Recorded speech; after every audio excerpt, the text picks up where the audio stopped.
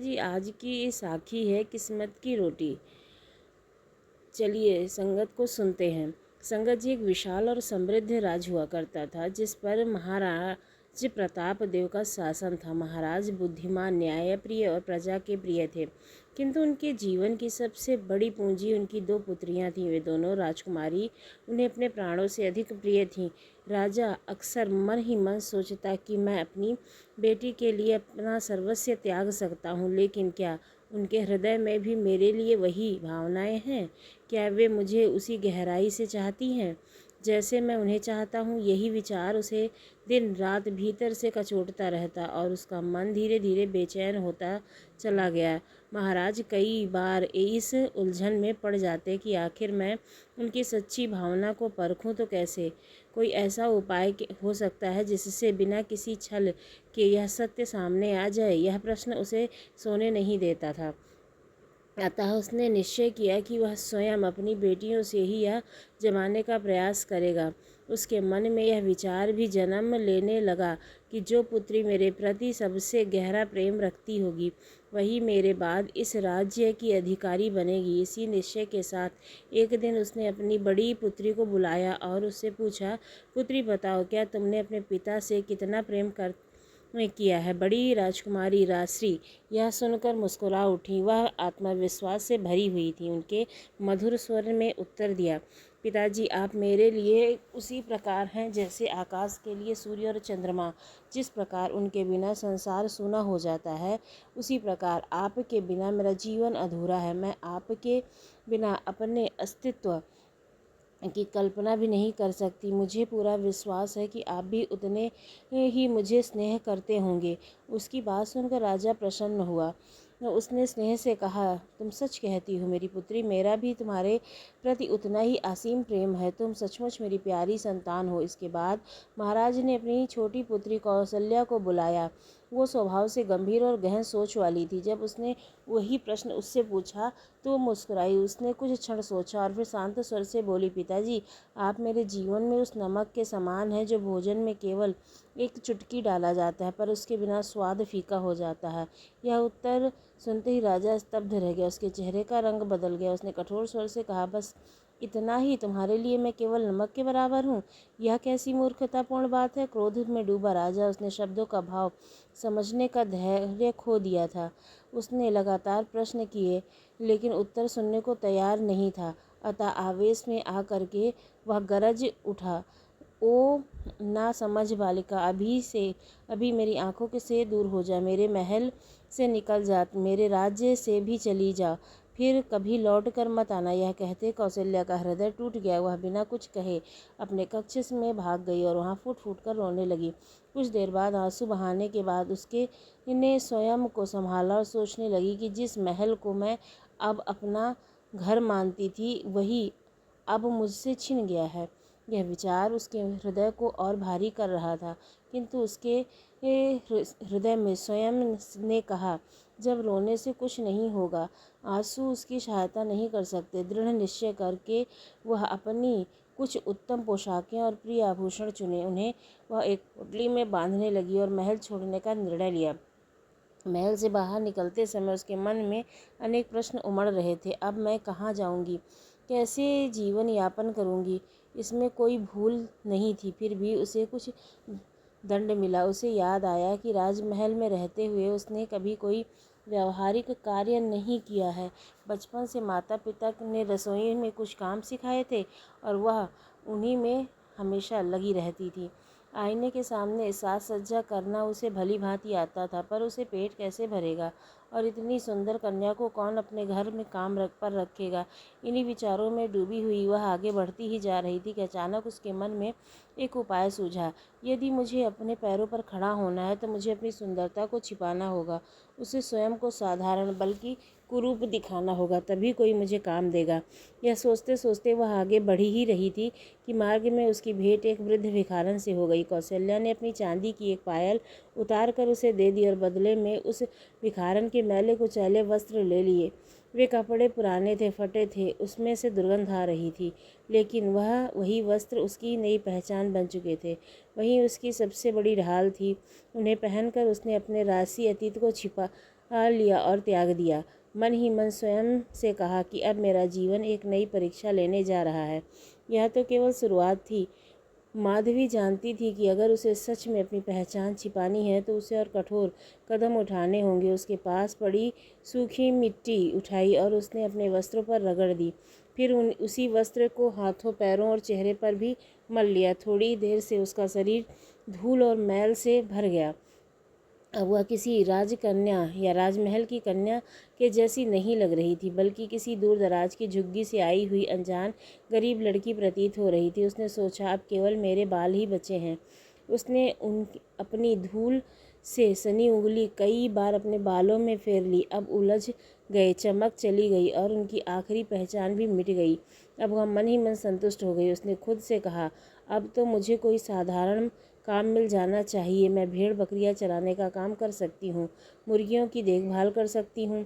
परंतु उसकी यह सोच जल्दी ही गलत साबित हुई। जब एक के बाद एक घरों में काम मांगने पहुंची तो लोग उसे देखते ही पीछे हट गए। इतनी गंदी बदबू और अस्त व्यस्त लड़की को कोई भी अपने घर में नहीं रखना चाहता था। कई दिनों तक वह भटकती रही। तब उसे एहसास हुआ कि शायद उसने अपनी हालत बहुत ज़्यादा ही बिगाड़ ली है। दिन बीतते गए और चलते चलते वह एक दूसरे राज्य की सीमा पर जा पहुंची। वहाँ एक विशाल खेत के पास एक छोटा सा घर था। उस घर में एक किसान हरिदास अपनी पत्नी धनिया के साथ रहता था। उन्हें अपनी भेड़ों की देखभाल के लिए किसी लड़की की आवश्यकता थी। जब माधवी उसके पास पहुंची तो किसान की पत्नी ने उसे ऊपर से नीचे तक देखा और उसकी बदबू से नाक सिकोड़ ली। उसने कहा कि यह लड़की तब तक काम कर सकती है जब तक यह हमारे घर से दूर रहे। किसान ने सहमति से सिर हिलाया और बोला, हमारी भेड़ तो पहाड़ के उस पार रहती हैं और यहाँ इस लड़की की बदबू ना हमें आएगी ना हमें हमारी ज़रूरत पड़ेगी। इसी तरह माधवी को आखिरकार एक ठिकाना मिल गया। वह स्थान किसी घर से अधिक एक छोटी सी झोपड़ी थी जो पहाड़ से दूसरी ओर बनी हुई थी। चारों तरफ भेड़ों का झुंड रहता था। उसकी गंध भी वैसी तीखी थी ये जैसी अब माधवी की थी। फिर भी उसके लिए यह जगह सुरक्षित थी। कम से कम उसे रात में सिर छिपाने की जगह और दिन में भोजन मिल रहा था। समय धीरे धीरे व्यतीत होने लगा। एक दिन माधवी के मन में वही इच्छा जागी जो हर लड़की के दिल में कभी न कभी उठती है। उसका मन हुआ कि वह फिर से साफ सुथरे वस्त्र पहने, खुद को सजाए और आईने में अपनी असली छवि देखे। बहुत सी लड़कियों के पास ऐसा करने का साधन नहीं होता, लेकिन माधवी के पास तो उसकी पोटली में सुंदर वस्त्र आभूषण सुरक्षित थे। संगत जी, किसान और उसकी पत्नी का घर वहाँ से काफ़ी दूर था, इसलिए उसे किसी के देख रेख लेने का डर भी नहीं था। उसने अपनी गंदी फटी पोशाक उतारी और पास बहती नदी में जाकर स्नान किया। फिर उसने अपने शाही वस्त्र पहने, बाल संवारे और गहनों को खुद को सजाया। कुछ ही पलों में वह भेड़ चराने वाली बदबूदार लड़की से बदल कर एक अनुपम सुंदर युवती बन गई। ऐसा लग रहा था जैसे कोई साधारण तितली अचानक रंग बिरंगे पंखों के साथ उड़ने लगी हो। उसी दिन उस राज्य का राजकुमार वीरेंद्र शिकार पर निकला हुआ था। जंगल में भटकते भटकते वह रास्ता भूल गया। उसे तेज प्यास लगी और वह पानी की खोज में इधर उधर घूमने चला गया। चलते चलते वह उसी नदी के किनारे पहुंचा जहां माधवी मौजूद थी। जब उसकी नज़र नदी के उस पार गई तो वह ठिठक गया। उसने सामने एक सुंदर युवती शाही वस्त्रों में तितलियों के साथ नृत्य कर रही थी और उसके आसपास भेड़ों का झुंड चल रहा था। राजकुमार ने अपनी आंखें झपकाई। उसे विश्वास ही नहीं लगा हुआ। उसे लगा वह जैसे कोई स्वप्न देख रहा हुआ। धीरे धीरे उस दिशा में बढ़ा। तभी उसके कदमों की आहट माधवी के कानों पर पहुंच गई। जैसे ही उसने पलट कर देखा, उसकी नज़र राजकुमार की गहरी नीली आंखों में लटक गई। उसने अपने जीवन में इतनी शांत और मोहक आंखें कभी नहीं देखी थीं। घबराकर वो तुरंत जंगल की ओर भागी। राजकुमार भी उसके पीछे दौड़ा, लेकिन तब तक माधवी पेड़ों के घने झुरमुट में छिप चुकी थी। वह सांस रोके वहीं खड़ी रही। राजकुमार काफ़ी देर तक उसे खोजता रहा, पर अंत में निराश होकर लौट गया। जब माधवी को यकीन हो गया कि अब कोई नहीं है तो वह भी अपनी झोपड़ी की ओर वापस चली आई। उसने जल्दी ही शाही वस्त्र उतारे और उसे पोटली में रखा। फिर उसने अपने मैले कपड़े पहन लिए, शरीर पर दोबारा मिट्टी मल ली और अपनी प्रिय भेड़ के पास जाकर बैठ गई। उसकी गर्दन में बाहर डालकर उसने धीमे स्वर से कहा, वह बहुत पास आ गया था, परंतु तुमने उसकी आंखें देखी? भेड़ ने बस हल्की सी मिमियाहट से उत्तर दिया। उधर राजकुमार को पहाड़ के दूर ओर से अपना रास्ता मिल गया था। चलते चलते वह उसी किसान के घर पहुंचा। किसान की पत्नी ने उसका आदरपूर्वक स्वागत किया और शरबत दिया। शरबत पीते हुए राजकुमार ने किसान को उस लड़की के बारे में पूछा तो भेड़ चराती है। वह सुनते ही किसान हंस पड़ा और बोला, सुंदर लड़की और जैसे बदसूरत और गंदी लड़की तो मैंने आज तक नहीं देखी। किसान की पत्नी भी हंसते हुए बोली, बदबूदार कहना तो आप भूल ही गए। दोनों जोर जोर से हंसने लगे, पर राजकुमार को पूरा विश्वास था कि उसने जो देखा था वो कोई भ्रम नहीं था। उसने मन में यही बात बैठा ली थी, उस लड़की के साथ अवश्य ही कोई रहस्य या जादू जुड़ा हुआ है। शरबत समाप्त करने के बाद उसने दोनों से विदा ली और महल लौट गया, किंतु उसका मन वहीं अटका रहा। उसने के पिता के दरबार में अनेक सुंदर कन्याएं थीं, पर वह अजनबी लड़की उन सभी से अलग थी। धीरे धीरे उसकी भूख और नींद दोनों गायब हो गई। वह दुबला और कमज़ोर होता जा रहा था। माता पिता ने चिंता जताई। उसने कारण पूछा, लेकिन वह चुप रहा। उसने सोचा कि मैं उन्हें उस लड़की के बारे में कैसे बताऊं जिसने मेरे मन पर जादू कर दिया है। राजकुमार वीरेंद्र के मन में यह डर बैठ गया था कि यदि वह अपने माता पिता को सारी सच्चाई बता देगा तो शायद वे उसकी बात पर हंसें, पर उसे कोई भ्रम समझ ले। इसलिए उसने सच बताने के बजाय एक विचित्र उपाय सोचा। उसने अपने माता पिता से कहा कि उसे पहाड़ के उस पार झोपड़ी में रहने वाली भेड़ चराने वाली लड़की के हाथ की बनी रोटी खाने की इच्छा है। यह सुनकर राजकुमार धर्मकेतु और रानी सौम्या दोनों अचंभित रह गए। बेटे के कक्ष में से बाहर आकर वे काफ़ी देर तक आपस में फुसफुसाते रहे। यह कैसी अनोखी और अजीब मांग है। लेकिन बेटे की हालत देखकर उन्होंने तय किया कि उसकी इच्छा पूरी करनी ही होगी। राजा ने तुरंत एक विश्वसनीय दूत को आदेश दिया कि वह पहाड़ के उस पार किसान के घर जाकर संदेश पहुंचा दे। दूत ने जाकर किसान हरदास को राजकुमार की सच्चाई बताई। यह सुनकर किसान की पत्नी धनिया हैरान रह गई। बोली, यह कैसी मांग है? एक गंदी सी भेड़ चराने वाली लड़की के हाथ की रोटी? लेकिन जब उसे बताया गया कि वह स्वयं राजा का आदेश है तो वह चुप हो गई। उसने तुरंत माधवी को बुलाया और कठोर स्वर से कहा, राजकुमार ने तुम्हारे हाथ की ताज़ी रोटी मंगवाई है। पहले हाथ धो लो, नहीं पहले नहा लो, फिर रोटी बनाओ। माधवी शांत भाव से नदी की ओर चली गई। स्नान करके लौटी तो उसने अपनी सबसे प्रिय नीली जड़ी हुई अंगूठी अपनी उंगली में पहन ली। मन ही मन उसने अपनी माँ को याद किया और भगवान का धन्यवाद किया कि माँ ने उसे बचपन से रोटी बनाने का विशेष तरीका सिखाया था, जो आज उसके पास आने वाला था।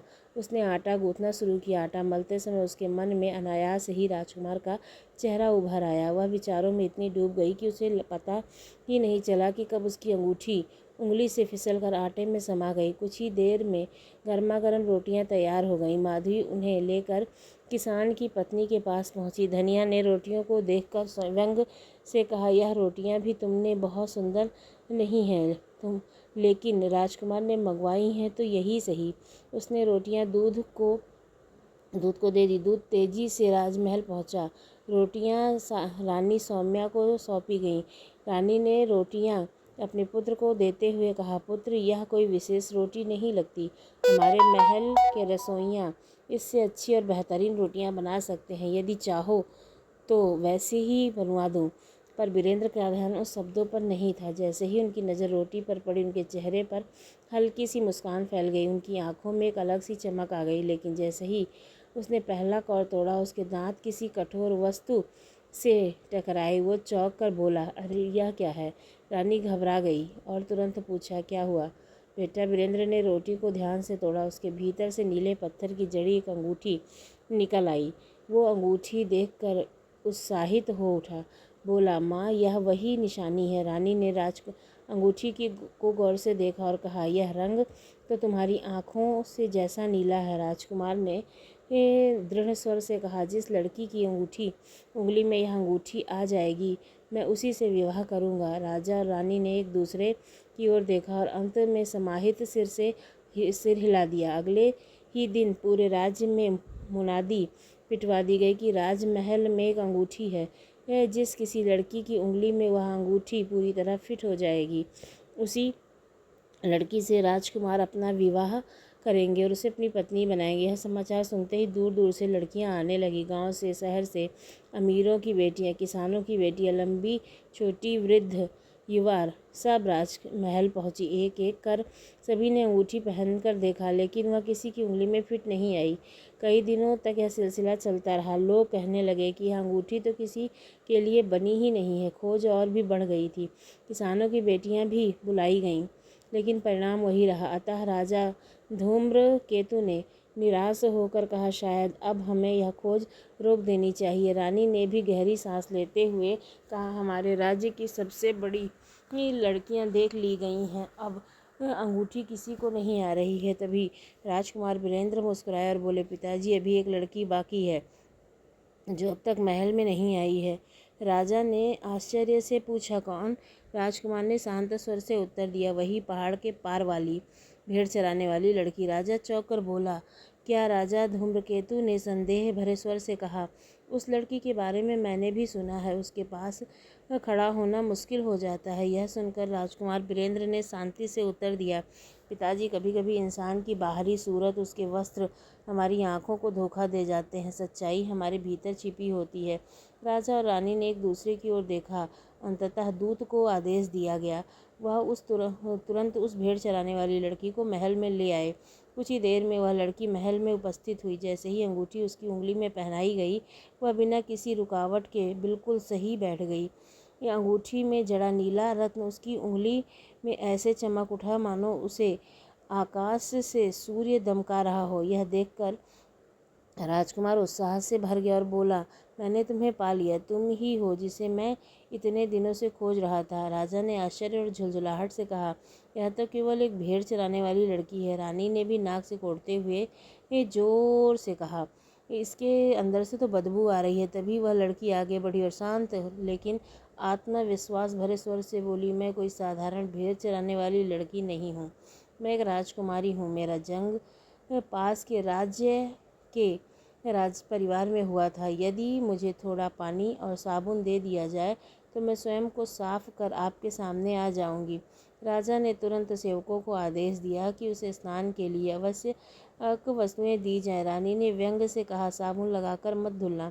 वो लड़की अपनी पोटली लेकर भीतर चली गई। कुछ समय बाद जब वह लौट कर आई तो उसके शरीर पर गंदगी का नामो निशान नहीं था। अब सबके सामने एक दिव्य सौंदर्य से भरी राजकुमारी खड़ी थी, जिसके सुंदर वस्त्र पहन रखे थे और अपने सर्वोत्तम आभूषण धारण किए थे। राजकुमार तो उसे निहारता ही रह गया। उसके माता पिता ने भी राहत की सांस ली। राजकुमार तुरंत आगे बढ़ा और बोला, मैं तुमसे प्रेम करता हूँ। जिस दिन मैंने तुम्हें पहली बार देखा था, उसी दिन से मेरा हृदय तुम्हारा हो गया था। क्या तुम मुझसे विवाह करोगी? राजकुमारी ने हल्की मुस्कान से कहा, मुझे तो वह दिन ठीक से याद भी नहीं है। राजकुमार ने भावुक होकर कहा, एक बार मैंने तुम्हें खो दिया था, लेकिन अब ऐसा नहीं होगा। एक पल रुक कर राजकुमारी बोली, शायद। राजकुमार चौंक गया। यह शायद का अर्थ क्या है? राजकुमारी ने गंभीरता से कहा, मैं सचमुच एक राजकुमारी हूँ और विवाह से पहले मुझे अपने पिता की अनुमति चाहिए। यह सुनते ही राजकुमार ने दूत को बुलाया और आदेश दिया, तुम इसके पिता के राज्य जाओ और हमारी शादी की स्वीकृति लेकर के आओ। जब तक वे राज्य ना हूँ लौट मत आना। दूत ने सिर झुकाकर आज्ञा स्वीकार की और अपने साथियों को साथ निकल पड़ा। जैसे ही वह जाने लगा, उसने झिझकते हुए पूछा, महाराज, हमें किस राज्य में जाना है? तब राजकुमारी ने अपने पिता के राज्य का नाम बताया और तुरंत प्रस्थान कर गया। उधर उस राज्य के राजकुमारी के पिता राजा अचल देव अपनी बेटी के खो जाने पर दुख में डूबे हुए थे। समय बीत गया था और उसने यह एहसास हो चुका था कि उन्होंने क्रोध में आकर कितना बड़ा अन्याय किया है। उन्होंने पूरे राज्य में अपनी बेटी को ढूंढवाने का कोई भी सुराग नहीं छोड़ा था।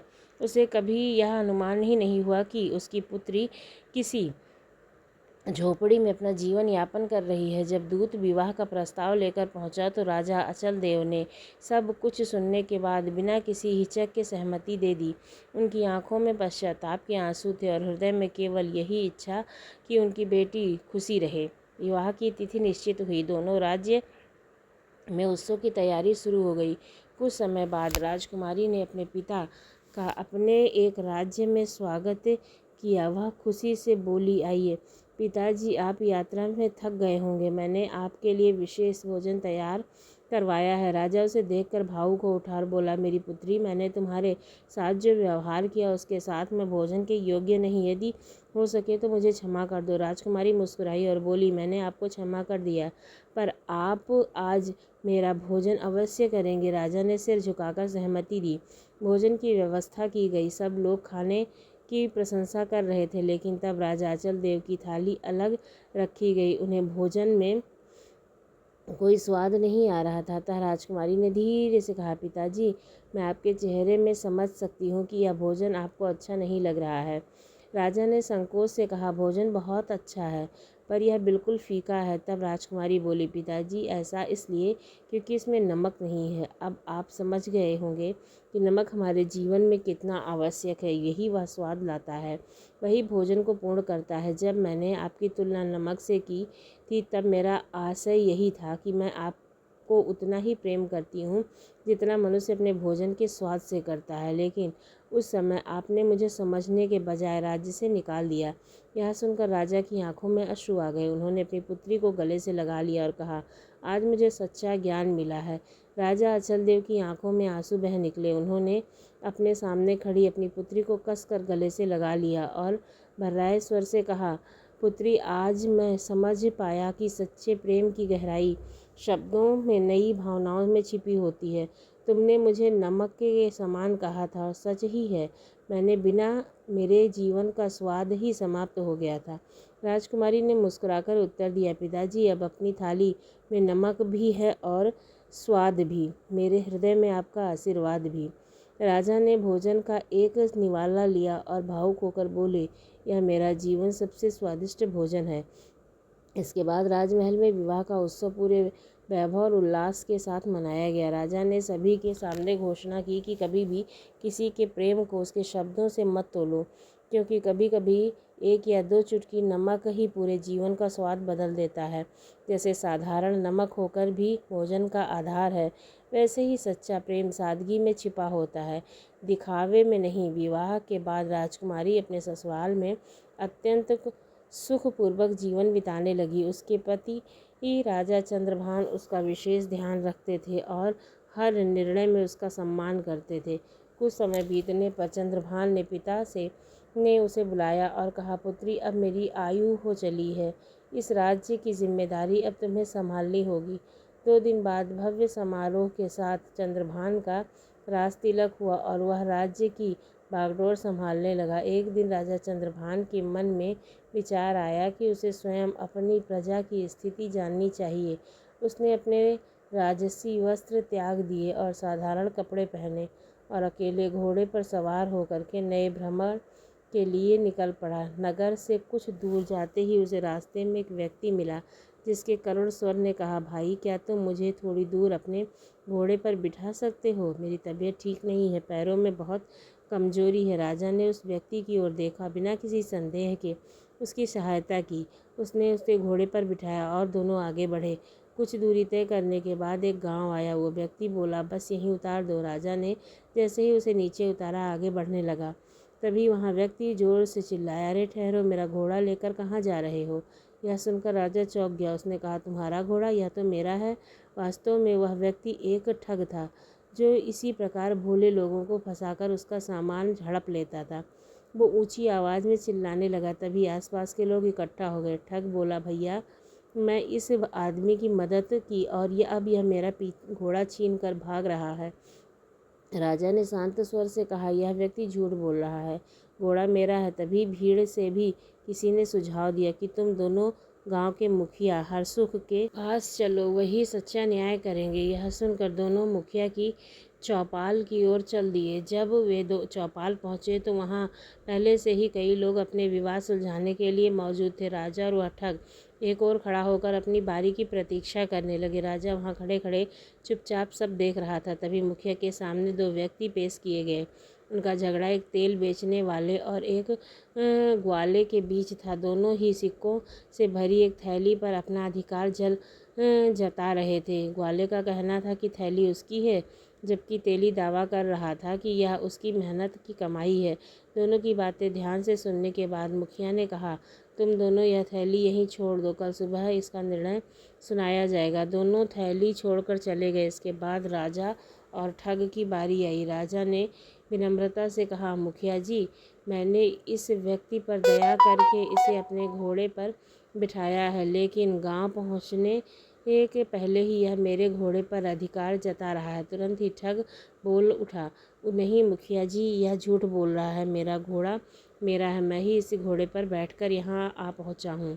मुखिया दोनों को बड़ी शांति से देखता है और उनकी बातें सुनता है। फिर कहता है, तुम लोग भी घोड़ा यहीं छोड़ दो, कल सुबह इसका भी फैसला किया जाएगा। यह कहकर उन्होंने सबको जाने को संकेत दे दिया। राजा और वह ठग चौपाल से बाहर निकल गए, लेकिन राजा के मन में मुखिया की न्याय पद्धति को लेकर गहरी जिज्ञासा उत्पन्न हो चुकी थी। अगली सुबह होते ही एक बार फिर मुखिया के घर पर चौपाल सजाई गई। गांव के लोग अपने अपने विवाद लेकर वहां इकट्ठा होने लगे। राजा और वह व्यक्ति भी उस समय वहां पहुंच गए थे, लेकिन राजा को उसके न्याय पद्धति पर शक था। उसने पूरी जानकारी ली और मुखिया सारे सामानों को ले लेता था और